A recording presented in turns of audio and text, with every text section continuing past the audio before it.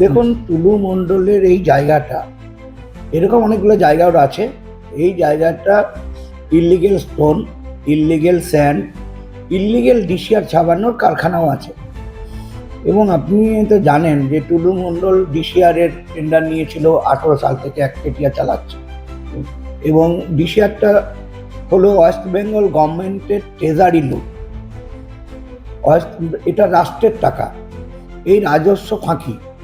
এবং সেই জন্যেই আমরা বিভিন্ন জায়গায় আমরা কিন্তু লিখিত অভিযোগ করেছিলাম। তারপরে 2021 সালে পোস্টপল ভায়োলেন্সে, যেহেতু আমার বাড়িতে পার্টি কার্যালয়, আমি বিজেপি করি, আমার স্ত্রী করেন, আমাদের গ্রামের অনেক ছেলে করে, তো যারা যারা বিজেপি করে তাদের পোস্টপল ভায়োলেন্সে প্রচণ্ড ক্ষতি করেছে, বোম চার্জ করেছে, মারধর করেছে, ভাঙচুর করেছে, অনেক ক্ষতি করেছে। তারপরে আমরা সেই সময় কিন্তু এফআইআর করতে চেয়েছিলাম, আমাদের কোনো এফআইআর করা পুলিশ নেয়নি। এখন পরম শ্রদ্ধেয় মাননীয় মুখ্যমন্ত্রী শ্রী শুভেন্দু অধিকারীর পরামর্শে এবং তার জিরো টলারেন্সের জন্য আমরা একটা আশা গুনছি এবং আমরা এফআইআর করেছি এবং এফআইআর হয়েছে টুলু মণ্ডলের বিরুদ্ধে। আমরা দুখানা এফআইআর করেছিলাম, একটা এফআইআর অভিযোগ করেছিলাম, একটা এফআইআর হয়েছে, গ্রামে একটা এফআইআর হয়েছে।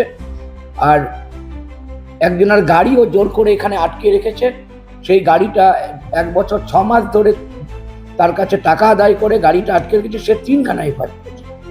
ভূমি সংস্কার দপ্তর করেছে 2খানা এফআইআর। তো টুলু মণ্ডলের বিরুদ্ধে অনেক এফআইআর আছে।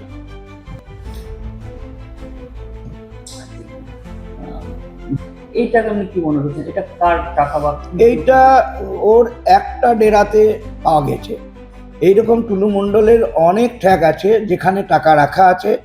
আমার মনে হয় আমার এই পেছনে যে জায়গাটার কথা বলছেন, টুলু মণ্ডলের 300-400 একর জমি সম্পত্তি ও যে রেখেছে, সেখানে ও মনে হচ্ছে আজ পুলিশ রেড করছে। আপনার পেট্রোল পাম্পেও হানা দেওয়া হয়েছিল, হানা হয়েছিল। আমার পেট্রোল পাম্পে হানা দিয়েছিলেন, আমি এফআইআর করেছিলাম। এবং মানে বর্তমানে এফআইআর যেটা করেছি সেখানে টুলু মণ্ডল, এক্স-এমএলএ টিএমসি রানা সিনহা, অভিজিৎ সিনহা এবং তাপস সিনহা। এখানে কিছুদিন আগে একজন বালিঘাটে, আপনি জানেন বোধহয়, তার কাছে বিপুল অর্থ এবং সোনা পাওয়া যায়। তাপস সিনহার বাড়িতেও প্রায় 26,30,000 পাওয়া যায়। আর গতকাল টুলু মণ্ডল একটা থেকে প্রায় সোনা টাকা মিলে 50 কোটির উপরে। তো এইটা বীরভূমে, এইটা যেটা দেখছেন হিমসাগরের চূড়া মাত্র, অনেক এখন বাকি আছে। আরেকটা কথা হচ্ছে নকল ডিসিআরের কথা, সেই বিষয়ে কি আপনার কিছু জানেন? নকল ডিসিআর এখানে ছাবা হয়। আমাদের গ্রামেরই একজন ছেলে সেই ছাবাখানায় কাজ করত।